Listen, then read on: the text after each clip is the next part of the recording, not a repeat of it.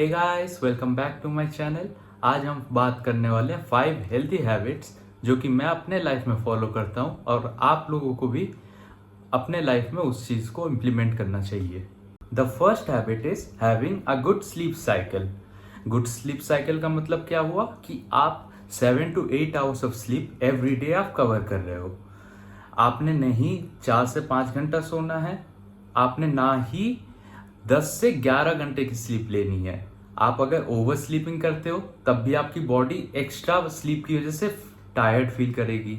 आपने under sleep ली है तब आपका माइंड टायर्ड रहेगा, आपका माइंड हमेशा अनफोकस स्टेट में रहेगा क्योंकि आपके माइंड को ना ही उतनी रेस्ट मिली है ना ही आपकी बॉडी को उतनी रेस्ट मिली है। और इसी के साथ आपको 7 to 8 आवर्स ऑफ स्लीप अच्छे टाइम पे लेना है।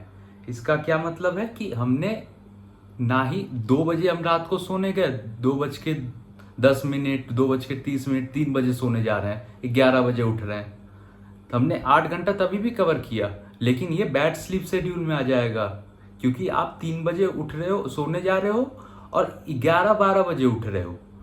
आपको 11 साढ़े 11 बजे सोना है और 6-7 बजे उठ जाना है। This is good sleep cycle with good sleep. Second habit that I follow in my daily life is personal hygiene। ये बहुत लोगों को नहीं समझ आता है कि आप जब पर्सनल हाइजीन की बात करते हो, आप ना ही सिर्फ अपने पर्सनल हैबिट्स की बात करते हो बल्कि अपने आसपास के लोगों की चीज़ों को, सराउंडिंग्स को भी ना छुएं। पर्सनल चीज़ में क्या आ गया, मैं अच्छे से ब्रश कर रहा हूँ, टूथपेस्ट लगा के अच्छे से ब्रश कर रहा हूँ, मैं अच्छे परफ्यूम्स यूज कर रहा हूँ, I M smelling good, I am using my own handkerchief, मैं खुद के रुमाल यूज कर रहा हूँ, ना कि मैं अपने दोस्त से उधार मांग के भाई हाथ पोंछना है दे दे। तो ये पर्सनल हाइजीन में नहीं आता। आप किसी और का रुमाल यूज नहीं कर सकते, that is their personal stuff. अब मान लीजिए उसको बीमारी होगी, कोई कोई मान लीजिए उसको फ्लू है, मैं कोई एक्सट्रीम चीज नहीं बोल रहा, मान लीजिए उसको फ्लू है, वो रुमाल वो यूज करता है, तो फ्लू वो हैंकरचीफ के थ्रू आपके पास आ सकता है, आप भी बीमार पड़ सकते हो। आप दूसरों की चीज़ों को छुओगे तो हो सकता है वो लोग भी पर्सनल हाइजीन अपना मेंटेन करते हो। अगर आप नहीं करते इसका मतलब ये नहीं कि सामने वाला भी ना करे। तो अपनी खुद की पर्सनल हाइजीन बनाओ, अच्छे स्मेल करो, अच्छे दिखो and stay clean. That's simple about personal hygiene जो सबको समझ आनी चाहिए आज के जनरेशन में। Third good habit that I follow in my personal life, जो कि आपको भी फॉलो करना चाहिए, is working out every day. This does not mean कि आपको रोज जिम जाना पड़ेगा। आपको जिम जाने की भी जरूरत नहीं है वर्कआउट करने के लिए। आप घर में फ्री बॉडी वेट वर्कआउट करो, पुशअप मारो, स्क्वाट्स मारो, स्ट्रेचिंग करो। 10 से 15 मिनट आप अगर रोज वर्कआउट करते हो, that is more than enough to make your body fit and physically active. जरूरी नहीं है कि आप 2 घंटे 3 घंटे आप जिम में जाओगे तभी आप फिजिकली एक्टिव हो सकते हो। जिम जाने का मेन मोटिव लोगों का ये होता है कि apart from being physically active आपको अच्छा दिखना रहता है फिजिकली। उसके लिए क्या आप वेट उठाते हो, आप ऐसे मशीन्स पे वर्कआउट करते हो जो कि आपके पर्टिकुलर मसल्स को ट्रेन करता है, उसको डेवलप होने में मदद करता है। फ्री बॉडी से भी हो सकता है, फ्री बॉडी वर्कआउट से भी ये चीज़ पॉसिबल है। But since there are machines that help develop these muscle groups train, हम मशीन्स की यूज़ करते हैं जिम में। लेकिन अगर आपका सिर्फ मोटिव है कि फिजिकली फिट होना है, फिजिकली फिट रहना है और फिजिकली एक्टिव रहना है, आप घर पे भी कर सकते हो। 10 से 15 minute of working out, step ups हो गए, सीढ़ी पे ऊपर चढ़ना नीचे उतरना हो गया, 10 मिनट का कार्डियो मोर देन एनफ है। आप अगर जिम में भी जाओगे तो ऐसे मशीन्स आते हैं जो कि सीढ़ी जैसे, एस्केलेटर जैसे होते हैं, जिसपे आपको चढ़ना पड़ता है, वो नीचे आता है, आपको ऊपर चढ़ना पड़ता है, तो वो स्टेप अप वाला ही काम करता है। तो वो चीज़ आप अपने घर पे भी कर सकते हो for may be a few minutes every day, and 10 to 15 minutes अगर आप कर रहे हो तो that is more than enough. आप मैक्सिमम इंडियन से तो ज़्यादा वर्कआउट कर रहे हो। अगर आप कंपेयर करते हो खुद को इंडियन से जो कि वर्कआउट नहीं करते हैं, 10 से 15 मिनट भी आप अगर वर्कआउट करते हो ना, तो आप अगले 6 से 8 महीने में आप अपने बॉडी में पॉजिटिव चेंजेस, अपने माइंड में एक पॉजिटिव इम्पैक्ट आपको देखने को मिलेगा। फोर्थ हेल्दी हैबिट जो कि मैं फॉलो करता हूँ और आपको भी करना चाहिए इज ग्रूमिंग योर सेल्फ। देखिए मेरा बाल बड़ा हो चुका है, my beard is also very big right now. अगर आप देखेंगे तो मैंने अपने बियर्ड में 3 साइजेस मैंने रखे हैं। सामने वाला पार्ट बड़ा है, नीचे वाला part is smaller than the front part and this part is the smallest.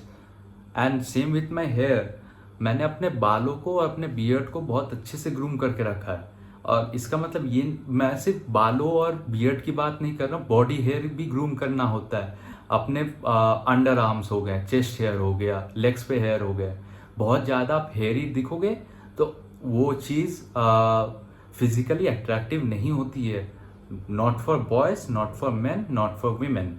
आपको अपने बॉडी में आपने जितना ज़्यादा ग्रूमिंग करके रखे हो, अपने बॉडी को जितना अच्छे से मेंटेन करके रखे हो, आईब्रोज हो गए, मुस्टैच हो गया, आपके नोज हेयर बाहर निकल के आ रहे हैं, आपके कान पे हेयर है, आपके अलग अलग जगह पे हेयर निकल के आ रहे हैं अजीब अजीब जगह पे, उसको आपको ग्रूम करना ज़रूरी है। That is not just to look attractive, that also boost your confidence while you go out and approach people or stay in a group of friends जहाँ पे आपके मजाक बन सकता है इन चीज़ों की वजह से। So groom yourself, stay look good and stay confident। पांचवा हेल्दी हैबिट ये ना ही लुकिंग गुड के लिए है, ना ही आपको फिजिकली फिट करने के लिए है, ये आपको जॉब मार्केट में मेनली सर्वाइव करने के लिए एसेंशियल है। अगर आप कोई जॉब कर रहे हो, इर्रेस्पेक्टिव ऑफ कोई सा भी जॉब हो, कोई से भी फील्ड में, लॉयर हो गया, आईटी बेस्ड हो गया, कंसल्टेंसी हो गया, बिजनेस हो गया, कोई भी सेक्टर में आप काम कर रहे हो, develop skills, keep developing skills. Udemy है, कोर्सेरा है, they are not sponsoring me. Udemy है, कोर्सेरा है, इस पे जाओ, अपने रेलिवेंट फील्ड में कोर्सेज सर्च करो, उसको देखो, उसको बाय करो, उससे चीज़ें सीखो।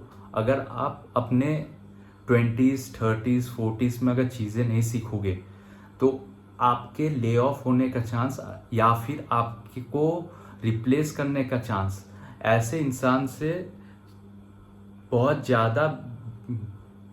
ज़्यादा पड़ता है जो कि अपने आप को रेगुलरली अपस्किल या फिर रेगुलरली अपडेट करके रखता है with their new technology and the new skills that are coming up in the market. आज के टाइम पे जब ले ऑफ होते हैं, 40,000 ले ऑफ किसी कंपनी ने कर दिया, किसी ने 80,000 कर दिया, किसी ने 1 लाख ले ऑफ कर दिया।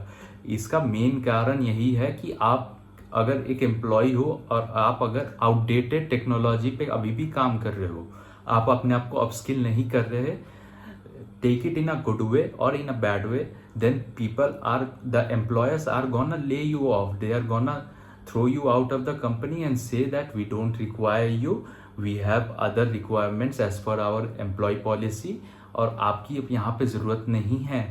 आप अगर अपस्किल कर पाते हो you can reapply, but right now since you are outdated you can't stay in a company and can't earn from us, so you have to constantly upskill yourself। ऐसी बात नहीं है कि हर 6 महीने पे एक नया स्किल सीखो, एक स्किल पकड़ो, उसी के फील्ड में उससे ही रोड मैप बनाओ कि उसके आगे इसको कैसे एक्सप्लोर कर सकते हैं।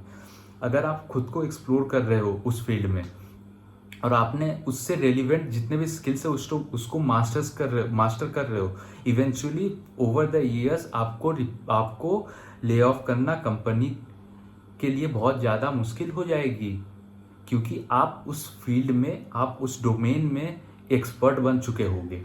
अगर आपको ये बात अगर आपने समझ ली तो आप किसी भी फील्ड में हो, किसी भी कंपनी में हो, आप अपने आप को मेंटेन कर सकते हो और आप अपने आप को मास्टर कर सकते हो किसी भी स्किल में।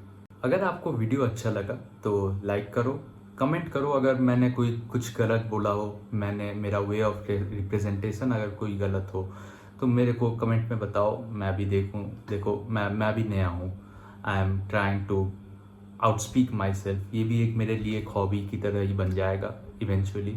सो सपोर्ट मी।